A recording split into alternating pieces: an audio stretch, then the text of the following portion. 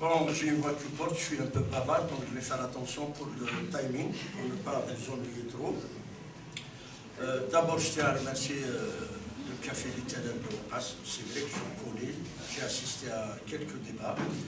Et Café littéraire de Waqas, c'est l'expression intellectuelle et l'expression des débats et de la substance de lutte qu'il y a à Waqas. Je connais très bien parce que Waqas est aujourd'hui un peu le creuset des luttes qu'il y a dans la région. Lutte sur la préservation du territoire, lutte sur les enjeux fonciers de pollution de l'environnement, où on se rend compte que Waqas produit une nouvelle avant-garde de lutte. Waqas, ça fait depuis quelque temps qu'elle essaie de produire une nouvelle algérianité à travers sa jeunesse, qui est bien éveillée, bien consciente et qui mesure un peu les enjeux de lutte qu'il y a dans ce pays. Je rends hommage à cette occasion à Asman Arman, dont le vendredi c'était l'anniversaire de son décès, syndicaliste connu, militant politique, agitateur incontrôlable, qui nous a quittés, on l'a perdu définitivement. Je pense à Achoridir, dont la famille m'honore toujours d'être parmi les siens, et je dois dire que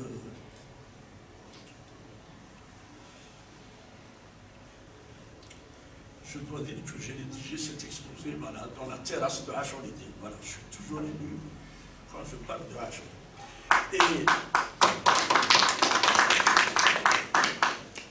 Et si je pense à ces deux personnes, mais en fait pas les seuls, je pense à tous ceux qui sont morts pour leurs idées dans ce pays, à tous ceux qui ont tout fait, qui ont donné leur énergie pour lutter contre la dictature, l'autoritarisme et l'idiotie qui a toujours caractérisé nos gouvernants et la gouvernance particulièrement algérienne. Je pense à tous les détenus pour qui on va se battre. On continuera à se battre et on se battra jusqu'à leur libération inconditionnelle, totale, et qui leur permettra de retrouver ce Hirak qu'ils ont participé à bâtir. Parler du Hirak, évidemment, c'est un sujet de plus, un débat de plus, et il y a une inflation de débats sur le Hirak, le comment, le pourquoi, etc. Je vais essayer de me centrer sur 3 points, et je vais être rapide parce que je vais être rapide. En vous rappelant que dans le débat, je comprends le kabyle, je ne parle pas forcément sérieusement. Pourquoi? Parce que j'habite dans une ville, on ne le parle pas toujours, donc, mais je comprends. Si vous pouvez poser vos questions sur vos questions ou vos questionnements, hein, je ne suis pas sûr de pouvoir répondre à toutes les questions, je comprends, il n'y a pas de problème. Donc je veux qu'on réfléchisse sur 3 points. Le Hirak aujourd'hui, quelle identité? Évidemment, il y a plusieurs adjectifs qui circulent dans les médias, comme chez les militants hirakistes, comme chez le peuple qui marche. Voilà, moi je fais la différence entre le peuple qui marche et les autres. Quelle identité? Deuxièmement, on est dans une phase, certains l'appellent l'acte 2 du Hirak, c'est la tentative de normalisation, entre guillemets, du Hirak par le pouvoir politique. C'est-à-dire l'idée qu'on peut vivre peut-être, est-ce qu'on ne va pas vivre des moments de reflux, des moments de questionnement, des moments où on doit avoir des éléments de réponse, non seulement pour contrer le reflux, mais surtout pour donner une visibilité sur le devenir de Hirak, pour ceux qui se battent dedans surtout. Et troisièmement, on va parler des perspectives de Hirak. Alors les perspectives, c'est-à-dire en gros de dire que le Hirak, tiens, je vais faire plaisir à ceux qui ont l'idéologie toujours dans leur poche et dans leur cerveau. Je vais dire c'est une sorte de révolution permanente. C'est pas pour se rappeler Trotsky, mais pour se rappeler que la révolution permanente, c'est la révolution qui dure. C'est la durabilité d'un processus qui participe à un changement politique et un changement sociétal. C'est ce qu'on appelle révolution politique et sociale. Est-ce qu'on va dans cette perspective? C'est un peu le débat qu'il faut avoir. Et à travers ça, j'espère qu'à travers les conclusions et surtout le débat, on pourra se dire, non pas quelle est la feuille de route, il y a tellement de feuilles de route qui circulent entre les réseaux sociaux, les médias et ceux qui nous propose les feuilles de route en considérant que le mouvement, c'est un logiciel. C'est-à-dire qu'il fait les solutions. Le mouvement Hirak ne se résout pas par un logiciel, ni par des calculs stratégiques. Voilà.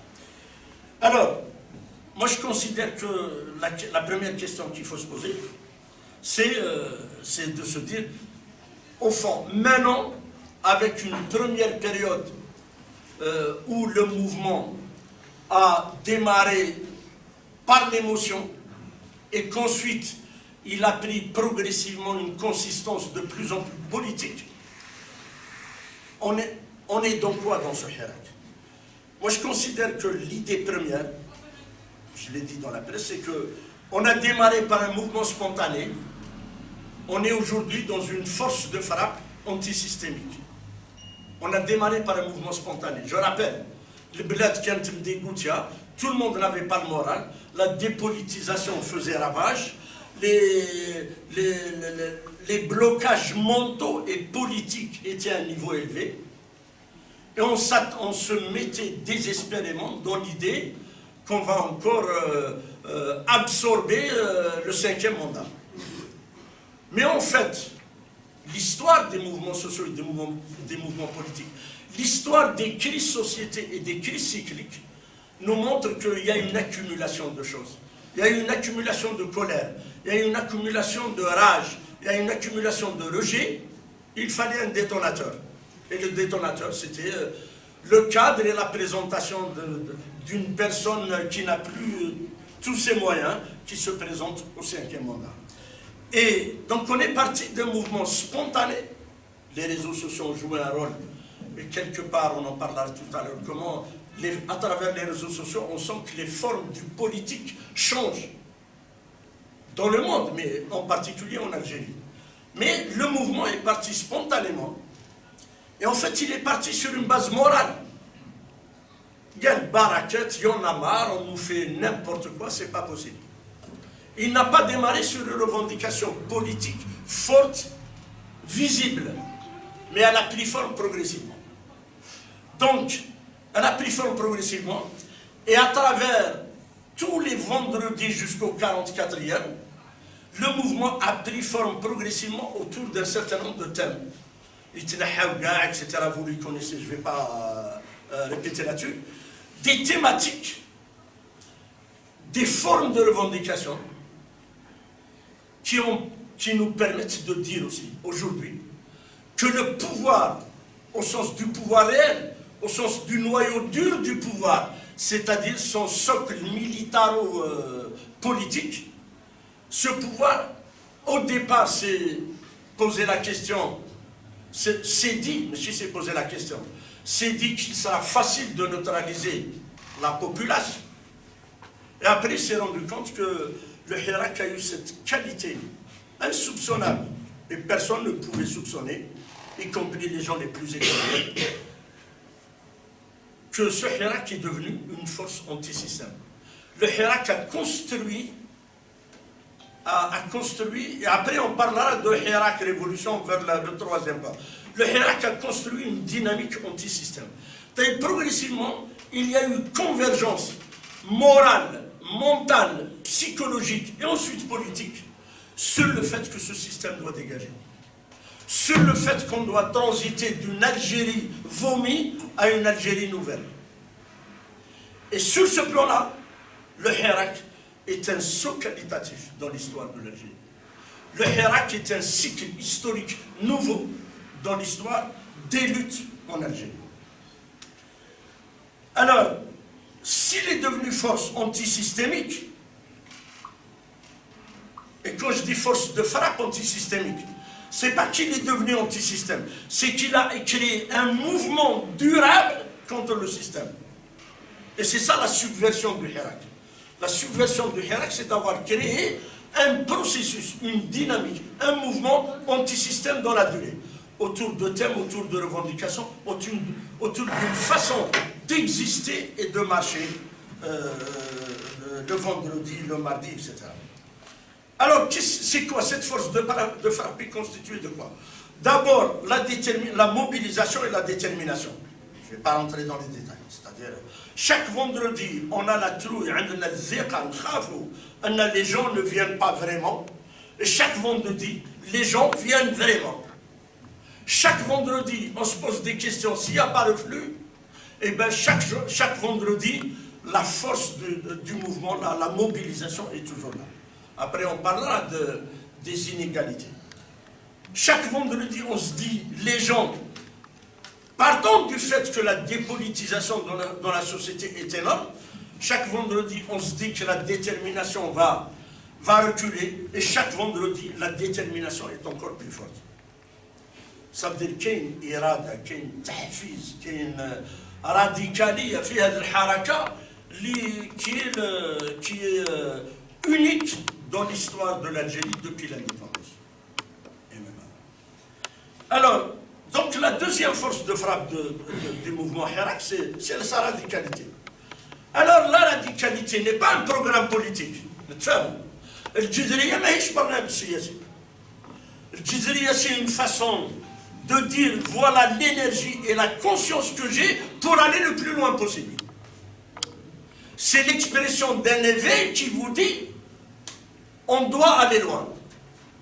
Et c'est là où la nécessité d'une visibilité est importante. Et la visibilité, ce n'est pas forcément un projet de société. C'est avoir des repères. Et nous avons la responsabilité collective, à travers une intelligence collective, de construire des repères pour tous ceux qui marchent aujourd'hui et qui s'impliquent dans les Hirak. Et donc la radicalité politique, la radicalité, elle est politique, pourquoi? Parce que non seulement elle dénonce le système, non seulement elle diagnostique le caractère prédateur et corrompu du système, non seulement parce qu'elle met en relief tout ce qui est pollué dans les symboles du système, mais elle est politique parce qu'elle nous donne des pistes de rupture. Quand on dit Tnahaouga, eh ben on peut rédiger à travers ce mot un chapitre du programme du Hirak, un chapitre du programme politique du Hirak. Tnahaouga est l'expression populaire basique d'un jeune un soir interrogé par une journaliste à Alger. Gala Tnahaouga, ou le symbole de la rupture systémique que veut le Hirak. Eh bien, on peut construire tout un argumentaire autour de ce thème. Doula Madaniya Machi Askariya, eh bien, c'est le combat, comment dirais-je, essentiel, central, historique, de démilitariser l'État et la société. Pas seulement l'État et la société. Parce que démilitariser l'État et la société, c'est casser les ressorts d'un système qui s'est construit, et Harbi nous le dit à travers ses ouvrages, qui se construit déjà sur Tsora. Quand il y avait le conflit intérieur-extérieur, les maquis et les frontières, quand l'état-major du clan d'Oujda commençait à partir de 58 à cadrer, à encadrer et à neutraliser tous ceux qui s'opposent à lui. À ce moment-là, la militarisation de l'État a commencé. Et je suis moins compétent que Harbi pour l'expliquer, et il le fait très bien dans ses articles et ses ouvrages. La démilitarisation de l'État, si, Chabi Goulha Bsouhoula, mais il y a un poids dans le changement qui renvoie à ce mot d'ordre qu'il faut mesurer. Et c'est pour ça que le noyau dur du pouvoir n'a pas du tout l'intention de lâcher. Qu'il s'appelle aujourd'hui Gaïd Saleh ou quelqu'un d'autre après, parce qu'il partira bien un jour. Et à mon avis, il partira dans de sales draps. Mais il partira bien un jour. Mais la démilitarisation, c'est recomposer radicalement. Pour ça que c'est une force antisystémique. Recomposer radicalement les rapports de pouvoir, les structures de pouvoir, la configuration du pouvoir et la façon dont le pouvoir a privatisé la société. Eh bien, remettre en cause tout ça, c'est ça la démilitarisation de l'État et de la société. Et de ce point de vue, au niveau de la classe politique dominante et des classes sociales dominantes collées au pouvoir politique, et pas seulement les oligarques, eh bien la démilitarisation ne les intéresse pas forcément. C'est pour ça que le mot d'ordre de démilitarisation, il a une dimension qui n'est pas seulement liée au rapport civil-militaire, il a une dimension presque de classe, j'allais dire. Presque de classe. Parce qu'il y a un jeu d'intérêt de classe stratégique dans cette formulation et cette revendication. Alors, donc la radicalité politique, c'est cette subversion anti-système portée par les mots d'ordre que chaque vendredi, des jeunes qui viennent des quartiers et pas des vrais politiques. Les politiques sont impressionnés par les jeunes. Ils disent avec des mots d'ordre fabriqués la veille, où il y a un mélange de romantisme, de poésie et de qabaha tout azimut. C'est ça la force anti-système. Et cette subversion, il faut la préserver. Parce que nous sommes عاقلين شغل القارئ عاقل يدير الحسابات. Parfois, il ne faut pas dire الحسابات باش تروح بعيد. Alors, pourquoi c'est une force anti-systémique aussi? Par les rapports de force qui ont été installés chaque vendredi. Et après, plus que le vendredi. Rappelez-vous, et je le dis toujours, le vendredi, le peuple marcheur agit. Il agit par des mots d'ordre, par les marches, par les forums de débat, par le Hamas, appelez ça comme vous voulez. Et Gaïd Saleh réagit le lendemain par des discours. Nous agissons, nous sommes sur le terrain de l'offensive. Eux, ils réagissent, ils sont sur le terrain de la défensive. Et ne vous trompez pas, le rapport de force n'a pas changé. Ils continuent à réagir à la force antisystémique du Hirak. Et nous continuerons à agir, et certainement qu'il faut ajouter de nouvelles formes, de nouvelles thématiques, et donner un nouveau souffle plus qualitatif au Hirak. Donc les vrais rapports de force, les vrais rapports de force, c'est le vendredi. C'est une question de survie, je le répète, c'est une question de survie que le Hirak continue à marcher le vendredi. ما تغلطوش اللي يقولوا هي نمشيو ومن بعد هي في المشية. L'après est concentré et condensé dans le rapport de force que traduit le peuple marcheur, revendicatif, subversif, révolutionnaire, non pas dans sa pensée mais dans son action, le vendredi. Voilà pourquoi le vendredi, c'est le premier acte fondateur du Hirak et c'est l'acte de durabilité du Hirak.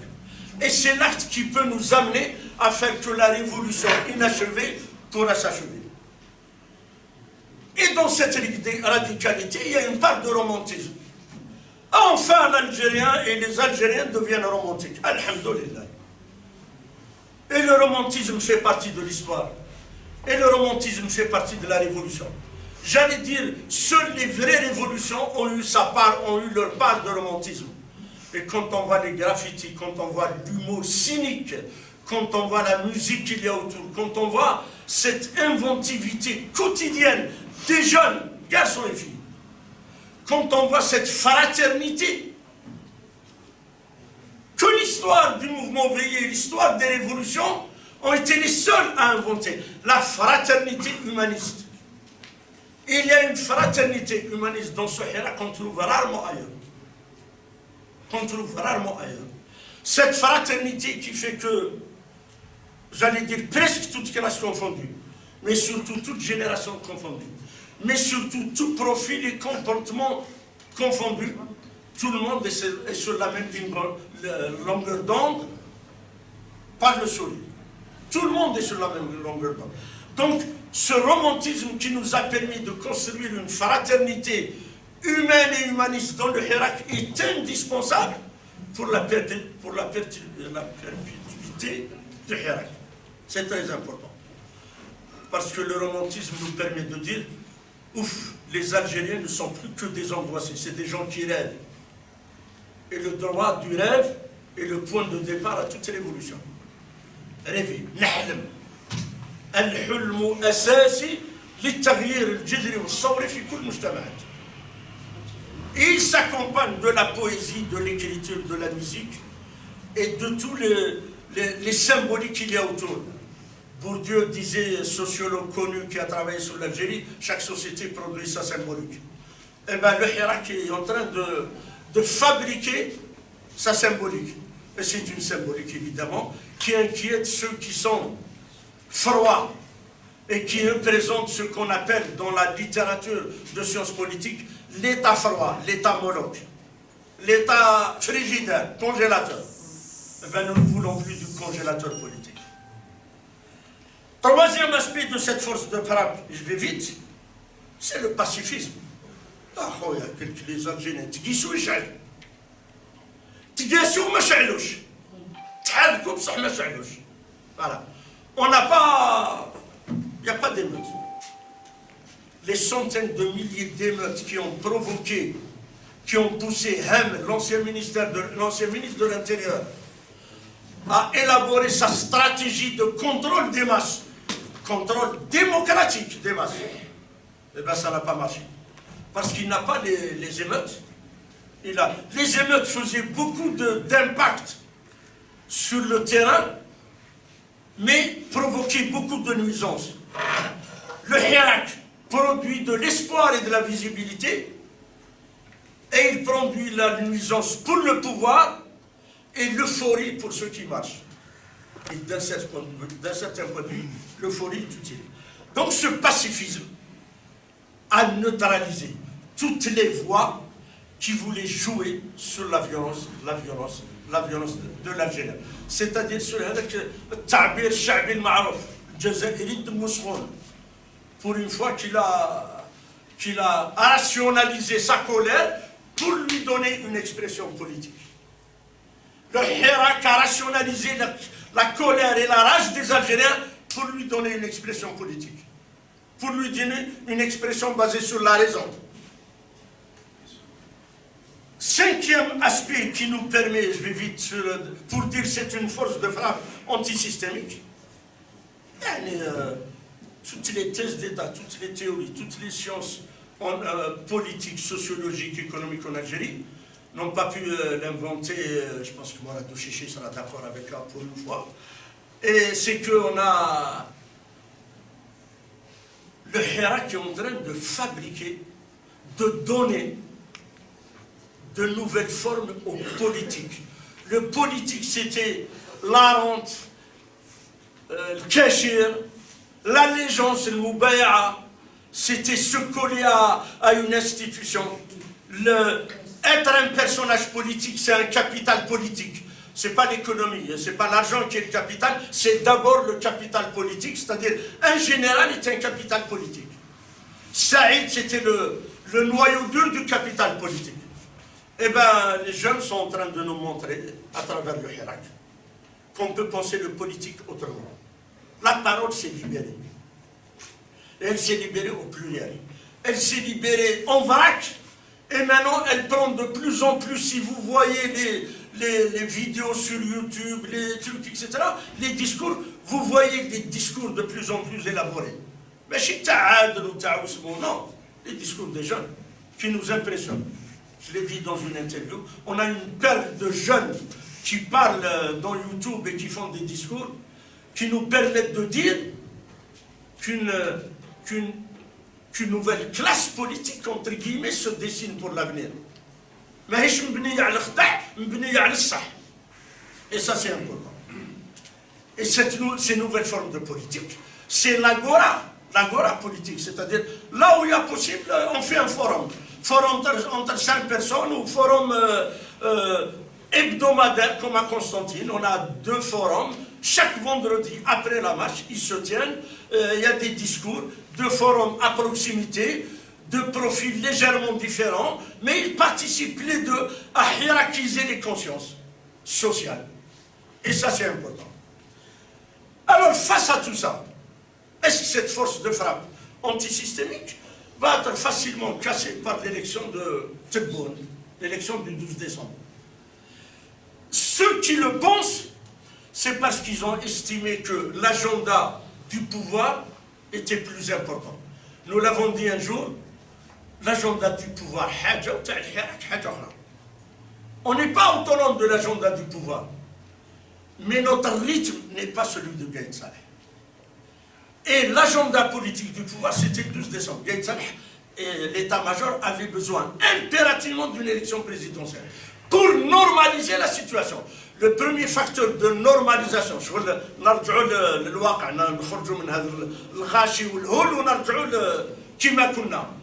la normalisation.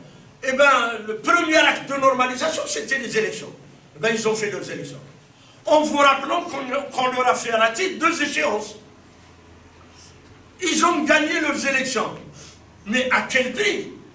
À quel prix? Délégitimation absolue de ces élections. Aussi bien au niveau national qu'à l'extérieur. Personne ne se fait d'illusions. Et ce n'est pas les quelques bagarres, les quelques disputes, les quelques frictions qu'on a vues devant les consulats qui vont changer la donne. Les élections sont apparues comme des élections, comme un viol de la conscience politique et sociale. C'est des élections par effraction. C'est des élections qui permettent à l'état-major de continuer à contrôler la feuille de route qu'ils ont établie, en ayant des relais formellement élus, mais réellement totalement délégitimés. Donc on est toujours dans la délégitimation politique. Et ils en ont tellement conscience qu'ils fabriquent chaque jour des argumentaires pour prendre du Hirak leur légitimité. Première décision de Tebboune, ça a été de dire dialogue au Hirak, on va en discuter.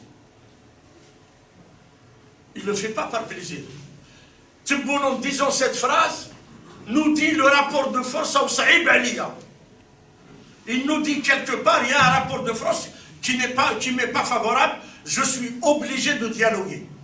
Même si dans son discours d'investiture, il a évoqué presque ni Hirak, ni détenu, etc. Alors, est-ce que le Hirak est en danger?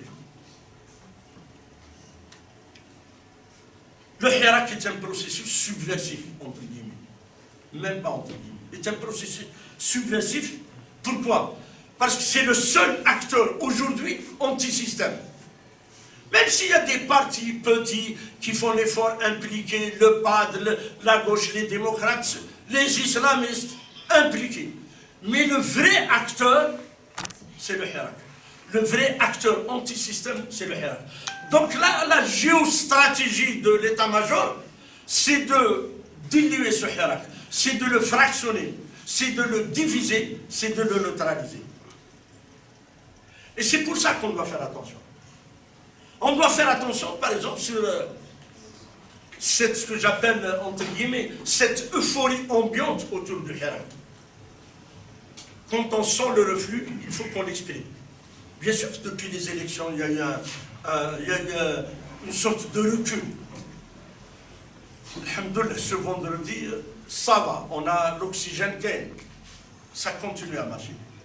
Même si on n'a pas le même nombre démographique dans les marches, on a la même magie. Elle n'a pas bougé d'un iota.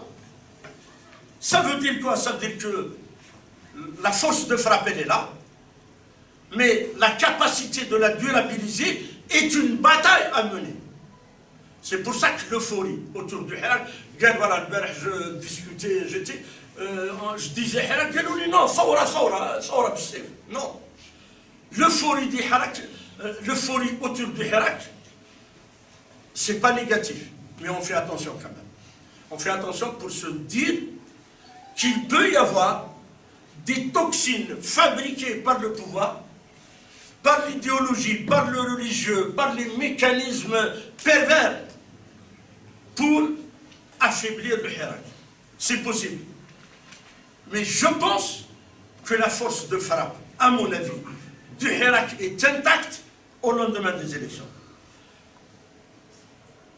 Il faut relativiser, le danger existe dans la mesure où il y a une inégalité territoriale, politique de Hirak. Ce n'est pas la même chose à Bougie comme à Constantine. Et ce n'est pas la même chose entre Constantine et Adrar. Et ce n'est pas la même chose entre Adrar et Khanchira ou Jonsen. Il y a peut-être une centaine de personnes qui manifestent, par exemple. Ce n'est pas la même chose avec Tbissa, Sougar. Il y a des wilayas j'allais dire la majorité des wilayas marchent, et même presque les 48. Mais toutes les wilayas ne sont pas au même niveau de mobilisation, de détermination, de conscientisation, de politisation. Cette inégalité n'est pas une faiblesse du Hirak. C'est un fait objectif lié à l'histoire de la société, lié à l'histoire de la façon dont le pouvoir autoritariste a privatisé et réprimé la société. D'accord? Ça c'est important. À l'Est algérien, l'armée, par ses casernes, par ses complexes militaro-industriels, par l'emploi, beaucoup de jeunes sont engagés dans l'armée.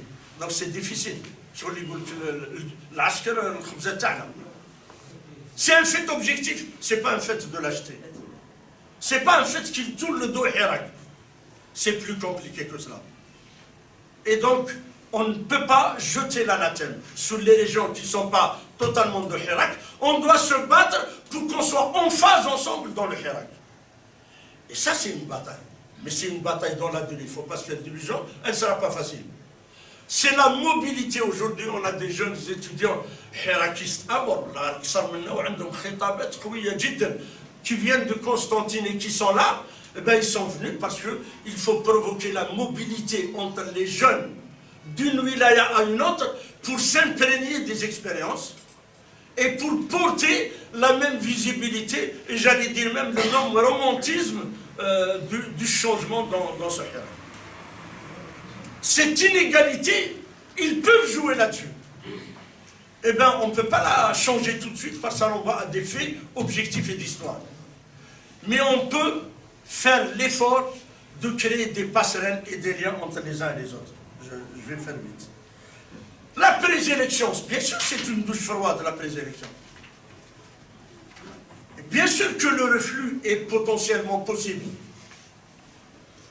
La bataille contre le reflux n'est pas dramatique, elle est possible. Elle est possible.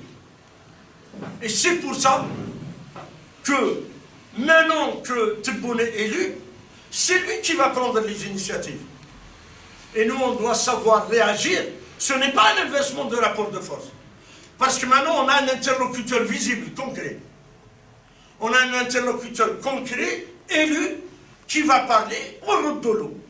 Et que Roddolo, ça nous permet nos réactions à toutes les initiatives, parce qu'il va en prendre, à toutes les initiatives politiques, économiques, symboliques qu'il va prendre, on va réagir et nos réactions seront le puzzle qui permettra de donner une sorte de programme alternatif à Tebboune et à ce qu'il représente.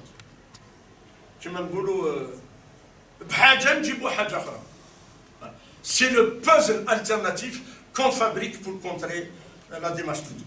Quand il dit le dialogue, bien sûr, il déstabilise parce que tout le monde a réagi. Attention, pas de représentants, pas de structure, etc.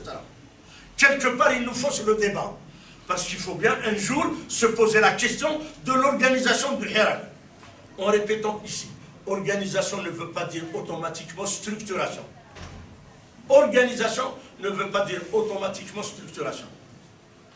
Ça peut être structuration dans les forteresses avancées, j'allais dire entre guillemets. Mais ça peut être organisation au sens où dans les régions, les territoires peu politisés, où il y a peu d'accumulation de savoir-faire militant, peu d'accumulation, peu d'apprentissage à la politique et au militantisme, et bien la structuration est un rejet émotionnel et même pas politique, émotionnel. Parce que tellement s'il y a cette que les gens en ont marre et ne veulent plus de la structuration. Alors les mesures attractives par le dialogue, par la suppression de l'URG, bien sûr, s'il supprime vraiment l'URG, il y aura des augmentations de salaire. Ça peut troubler les rapports de confrontation. Mais nous devons être vigilants, nous devons être organisés politiquement, mentalement et en termes programmatiques pour avoir les bonnes réponses et l'argumentaire qu'il faut pour réagir à cela. Évidemment, dans cette neutralisation du Hirak, à mon avis, l'élément majeur, ce n'est pas tellement Tebboune et son dialogue. C'est ce que j'appelle la géostratégie de la répression. Comment réprimer ce Hirak? Parce que je pense que l'état-major, ils ont des intelligences, et c'est certainement pas Tebboune, ils ont des intelligences qui leur disent le Hirak là, ou Bni al-Sah. Ou ça, ce n'est pas une organisation derrière la vision complotiste à la Ben Saada. Non. C'est parce qu'ils ont compris que vraiment, les gens veulent changer. Et les gens sont prêts à aller le plus loin possible pour le changement. Et de ce point de vue-là, la répression pour le Gaïd Salah, pour l'état-major, pour le noyau du pouvoir, pour les décideurs réels, c'est la répression. Ils ont réprimé les réseaux activistes les plus présents à Alger. Arrache. Et je leur rends hommage, parce que leurs principaux militants et dirigeants sont en prison. Et on se battra pour leur libération. Parce que c'est des gens qui se bagarrent et qui ont essayé d'apporter leur empreinte à ce Hirak algérois. La répression, c'est ce qu'on appelle des personnalités. J'aime pas cette expression. Je préfère des individualités activistes qui portent la parole et qui symbolisent cette radicalité du Hirak. Foumala, Bourga, Moujah Chouja et tous les autres. Tabou, etc. C'est pas parce qu'ils ont la violence des mots, c'est parce qu'ils expliquent la rage qu'on a à l'intérieur. Ils expriment la rage qu'on a à l'intérieur. Et ils l'expriment par la lucidité, par la rationalité. Ça ne veut pas dire qu'on peut être en face politiquement, surtout ensemble. La répression maintenant, c'est Oran. Pourquoi? Parce qu'Oran, il y a un noyau activiste, il y a un réseau qui a un espace qui s'appelle le local de la Ligue des droits de l'homme et qui s'active et qui nourrit le Hirak oranais. Et il fallait créer un traumatisme. Et le traumatisme, ils l'ont créé avec la répression que vous connaissez. Inimaginable, insoutenable, scandaleuse. Et bien le vendredi, Waharan debout. Waharan était debout. Waharan était résistante. Et elle continue à l'être. Et bien quand on arrête Addour Chouicha, quand on arrête tous ces gens qui étaient au centre de l'activisme hirakiste à Oran, eh ben, on a voulu briser Oran, deuxième ville activiste du Hirak, tenant compte des rapports de force politique. Rassurez-vous, je vais parler de bougie. Et donc, ils ont ciblé Oran. Constantine Guerk, how may bench? How may bench? Parce qu'il n'y a pas de local. نتلاقاو في الساحة ونروحوا نديروا الفورم في الساحة ونروحوا لديارنا. Mais ils ont arrêté quand même quelques personnes. Est-ce qu'on est moins activiste? Je ne sais pas. Parce que les manifestations à Constantine sont impressionnantes. Ça n'a pas diminué. C'est une magie inimaginable. القرايه تاعنا والعلوم تاعنا لها حدود كبيره كي تشوف واش راه كاين. Impressionnant. عندنا بايا noyau qui s'appelle le NUR, noyau universitaire de réflexion. On a arrêté ces animateurs. On les a arrêtés.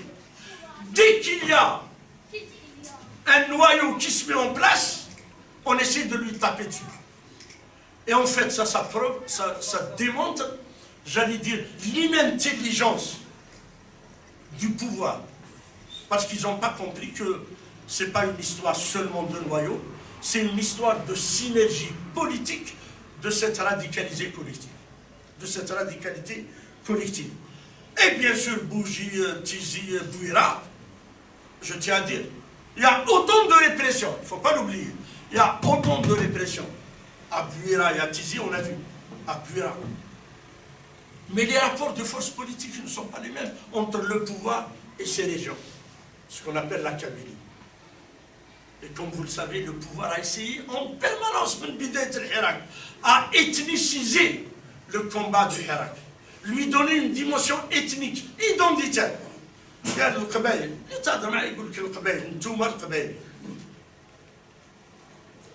Et c'est là où le Hirak a inventé a fait le saut qualitatif qu'on n'a pas pu faire depuis 62. Nationalisons la Kabylie et kabylisons le reste du pays. Je l'avais dit dans un post sur Facebook, ça a fait un effet. Bien sûr, quand on a à Constantine et les vidéos sont visibles, Amira, Wael, etc., on fait des tas de vidéos là-dessus, et vous connaissez les mots d'ordre. C'est-à-dire, ce que le Hirak a provoqué, il a cassé cette dimension ethnologique du Hirak en disant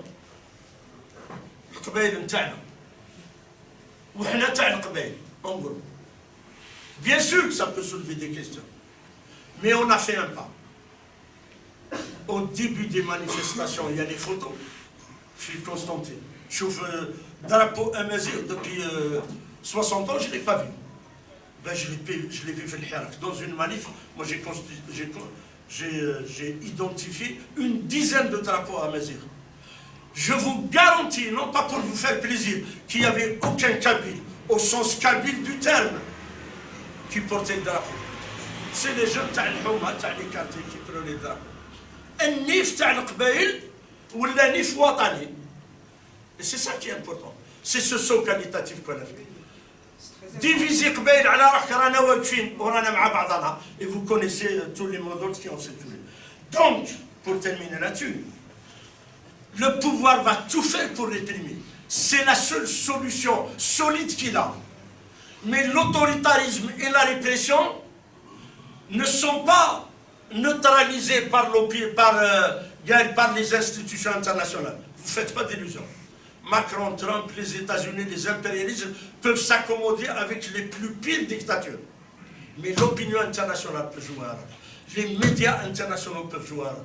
Mais c'est surtout nous et notre mobilisation qui peut faire contrepas. Et il faut faire contrepas à la répression.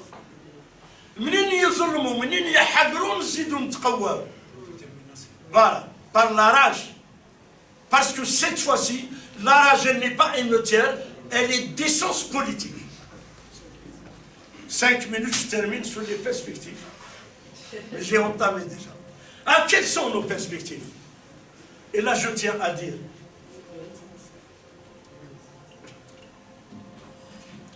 tout mouvement dans l'histoire de l'humanité, dans l'histoire moderne du politique, dans l'histoire moderne des changements de société, ce n'est pas des logiciels qui ont configuré, qui ont anticipé, qui ont fait de la prospective sur le changement politique. Mais quel logiciel? Quand on a les boutons, les mots-clés, les paramètres, on a la solution, marhaba. Ça ne marche pas comme ça. Et c'est vrai que les gens, il y a une équité, mais elle est objective. Il y a des questionnements, mais ils sont objectifs. Le gens, ils disent, mais évidemment, quand on le dit, ça veut dire que le mouvement continue. Mais on ne peut pas répondre aux gens, ah, je ne suis pas sûr que tu dis. Mais ce n'est pas parce que je ne suis pas sûr que je ne vois pas dans quelle perspective que j'ai. Ce n'est pas un logiciel. C'est un problème de rapport de force, et comme nous disait Rabbi Rahman Ashur, c'est une histoire de lutte. C'est la lutte qui nous fait payer. Et elle ne nous paye pas toujours au résultat. Elle nous paye en termes d'avancées. Et au niveau des avancées, on en a quand même quelques-uns, dont on a parlé tout à l'heure. Donc, Hirakou révolution. C'est vrai que les mots ont du sens. C'est la linguistique qui le dit. Qu'on utilise les mots qu'on veut. Parfois, il faut savoir, dans les ouvrages, dans les magazines, dans les journaux, parfois on utilise les mots par commodité. Bien sûr que Hirak est un mot imparfait.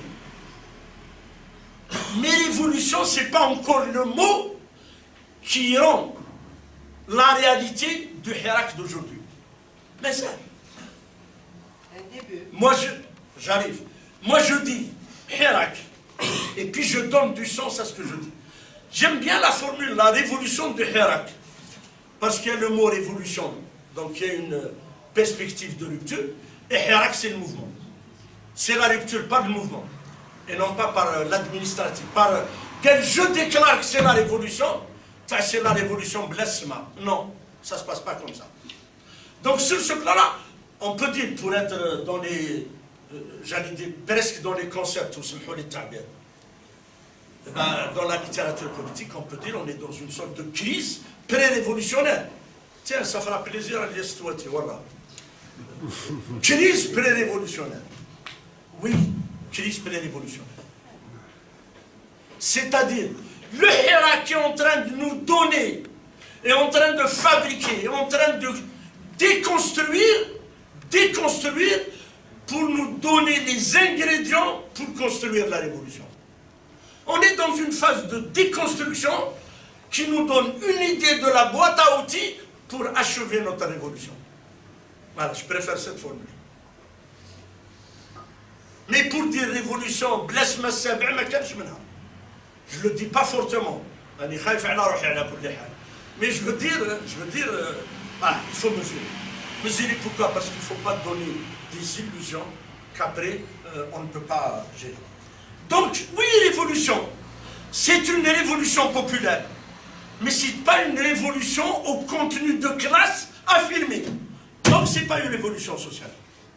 C'est une révolution politique au sens d'une révolution démocratique.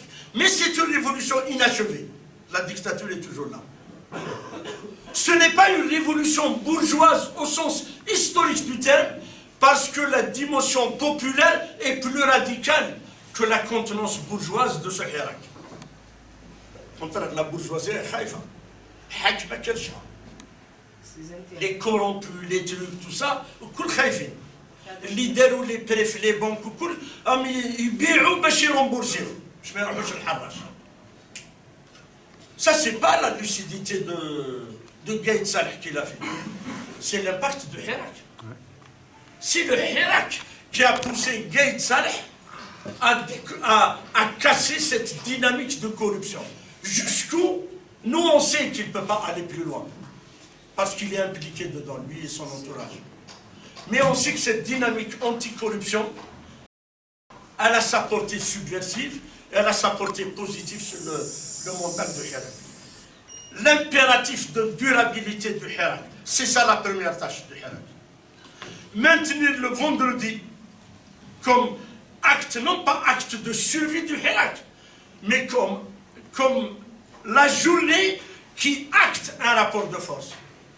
Une journée qui marque le rapport de force entre le peuple qui veut la révolution et l'État et les décideurs qui fonctionnent toujours dans la contre-révolution. Le vendredi, c'est celui qui acte. Mais nous avons besoin de durabiliser le Hirak. Durabiliser le Hirak, c'est neutraliser cette normalisation autoritaire dans laquelle je parle. C'est-à-dire ne pas subir la répression. Ne pas la digérer comme une fatalité. La répression n'est pas une fatalité. La répression, on peut l'affronter. On peut se battre contre. On peut multiplier les pôles de contestation. Là où c'était fort, on va là où ils sont faibles pour les porter. Quand on a cassé Alger, tout le monde le 1er novembre, parce que dans ce pouvoir jacobin ou la centralité politique à Alger, eh ben, la révolution de Hirak peut s'approprier tactiquement ce jacobinisme en allant tous à Alger pour maintenir un rapport de force favorable à la révolution. Troisième aspect, il faudrait atténuer, j'en parlais tout à l'heure, l'inégalité politique et organisationnelle de Hirak. Et on discutait hier, bien sûr. Il faut une mise en réseau de tous les activistes de Hirak qui puissent s'identifier, qu'on puisse s'identifier. Non pas pour remettre la liste à la DRS, pour permettre la mobilité entre les uns et les autres, pour bouger. قال روح الأضرار البارح توفيق me disait أضرار يا إبان روحوا الأضرار ونروحوا الورقلة ونروحوا الخنشلة même إذا يتحلفوا فيا نروحوا وين كان لازم نتحركوا pour essayer de on fait على حساب المقدور. On ne peut pas donner au Hirak une dimension de Zoro qu'il n'a pas et qu'il n'a pas besoin d'avoir. On a besoin de l'auto-organisation. Alors l'auto-organisation, c'est un grand débat. Je vais faire attention à ce que je dis, l'auto-organisation, il y a la vision historico-idéologique de l'auto-organisation. Je me connais dedans, il n'y a pas de problème. L'auto-organisation qui permet dans une crise pré-révolutionnaire de créer les outils de la révolution pour qu'elle soit triomphante. Comme faire Karl Marx, Trotsky, Mao, etc. etc. Mais on peut parler de l'auto-organisation sans se compliquer la vie, sans idéologiser trop pour ne pas non seulement faire peur aux gens, pour que les gens ne voient pas derrière, parce que c'est ça qui fait peur. Il y a des organisations détruites. Il faut qu'on leur explique. C'est moi ce qui ressort à Bougie. Parce que Bougie a une accumulation des savoir-faire militants, une conscientisation largement en avance au niveau national.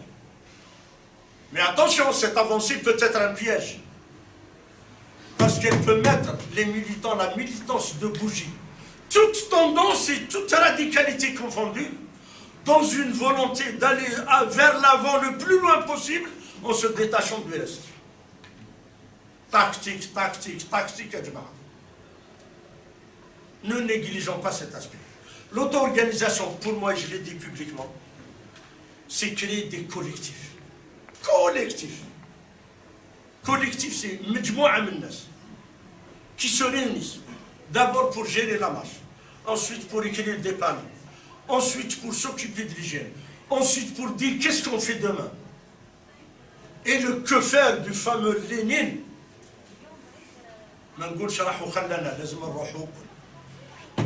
Et le que faire de Lénine va apparaître comme une tâche concrète tous les jours à ces collectifs. La connexion de ces collectifs ensemble. Cette connexion peut dire qu'est-ce qu'on doit faire face aux mesures du pouvoir, dont la tâche est de neutraliser à tout prix. C'est pour ça que je les appelle les collectifs de résistance. Nous devons arriver quelque part à une sorte de substrat de convergence, entre guillemets, je le dis entre guillemets, de front des collectifs de résistance. Mutualiser tous les efforts, mutualiser tous les collectifs pour arriver à donner une dimension organisée au Hirak qui n'est pas structuration, parce que structuration veut dire fabriquer des structures précises avec la peur de structures pyramidales, hiérarchisées, porte-parole, chef, l'adjoint, tout ça. Et les gens ont peur. Prenons acte de cette peur objective pour la transformer en chose positive. Et je termine là-dessus pour dire, continuons à nous inscrire dans une dynamique où il faut donner une expression politique à ce Hirak, au sens révolutionnaire. La radicalisation de cette révolution populaire, elle n'est pas dans être plus méchant qu'avant. Elle est dans le fait de donner une expression politique à ce Hirak. C'est-à-dire des mots clés, des thèmes qui nous réunissent, qui nous font converger et qui fait qu'on peut être ensemble, même si nos parcours en tant qu'individualité, nos parcours militants, organiques, idéologiques, etc. ne sont pas les mêmes. C'est cette convergence. Si le Hirak, cette révolution populaire, peut la produire, qui peut nous donner la boîte à outils de l'acte fatal positif pour nous et fatal pour les décideurs. Merci.